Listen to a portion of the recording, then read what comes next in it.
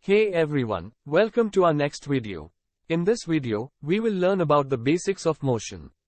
We will cover multiple topics on distance, displacement, speed, velocity, and acceleration. Let's start the lesson with a simple example. Suppose you want to walk from your house at point O to a nearby park at point P towards east. The park is 100 meters away from your house. After walking 50 meters to point A, you realized that you dropped your water bottle somewhere along the walk. So, you walk back to find your water bottle at point B, 25 meters from point A. You collect the water bottle, and then walk to the park. So, the total path length you walked is OA, plus AB, plus BP, which is equal to 150 meters. This is the total distance covered by you. However, once you reach the park, you're only 100 meters away from your house towards east. This shortest distance from your initial position to your final position along the direction east is your displacement. So, the quantity distance is specified by a numerical value or a magnitude, but displacement is a quantity specified by a magnitude and a direction. Now, let's take another example, where you walk directly from your house to the park. Suppose you travel the first 25 meters in 5 seconds, the next 25 meters in another 5 seconds, the next 25 meters in another 5 seconds, and the last 25 meters in another 5 seconds. So, you walked exactly 25 meters in each 5-second interval. Since you traveled equal distances in equal intervals of time, your motion is described as uniform motion. Next, consider the case where you travel the first 25 meters in 5 seconds by walking, the next 25 meters in 4 seconds by running, the next 25 meters in 3 seconds by cycling, and the final 25 meters in 2 seconds by riding a motorcycle. In this case, you travel 25 meters in different intervals of time. So, your motion is described as a non-uniform motion. Now, consider the case, where you walked to the park, that took you 5 seconds for every 25 meters. You traveled a total distance of 100 meters in 20 seconds. If someone asks you how far you traveled in 1 second, you need to divide the total distance traveled by the total time taken. In this case it would be 100 divided by 20, which is equal to 5. So, you would travel 5 meters in 1 second. This quantity is referred to as rate of motion or speed. So, your speed during your journey from your house to the park is 5 meters per second since your motion was uniform.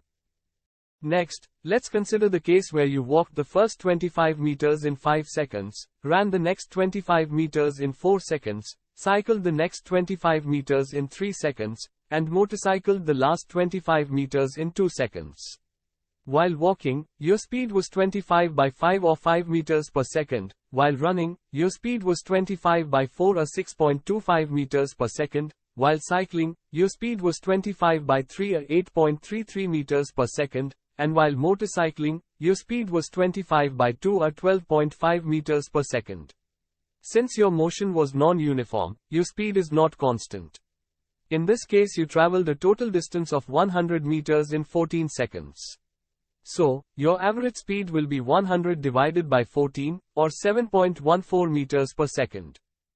Now, let's go back to the first example, where, while walking to the park from your house towards east, you dropped your water bottle. So, you first traveled from your house to point A, then back to point B to collect your water bottle, and then to the park. Suppose it took you 10 seconds to reach point A, then 5 seconds to walk to point B from A, and 15 seconds to get to the park from point B. The total distance traveled is 150 meters and it took you 30 seconds, so your average speed is 150 by 30, or 5 meters per second. However, the total displacement is 100 meters towards east. So, if you divide the total displacement by the total time taken, it will give you a new quantity called velocity. Your average velocity is 100 divided by 30 or 3.33 meters per second towards east.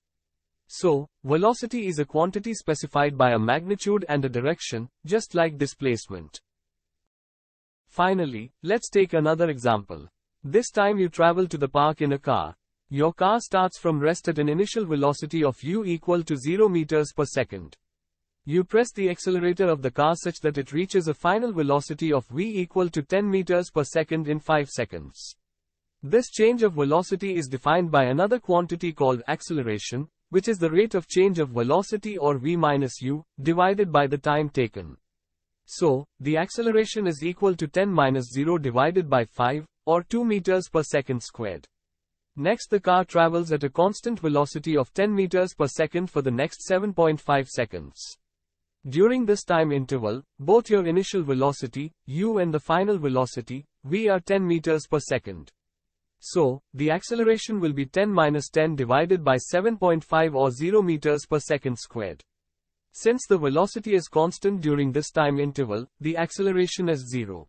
Next, you press the brakes of the car such that you reach the park at a velocity of 0 meters per second, that took you 5 seconds.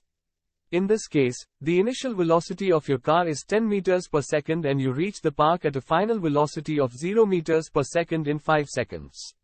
So, the car's acceleration is 0 minus 10 divided by 5, or minus 2 meters per second squared. So, acceleration is also a quantity specified by a magnitude and a direction, just like displacement and velocity. Anyway, that's all for this video. If you find it useful, please do share it with your friends or give us a comment down below, and we will see you next time. Thank you.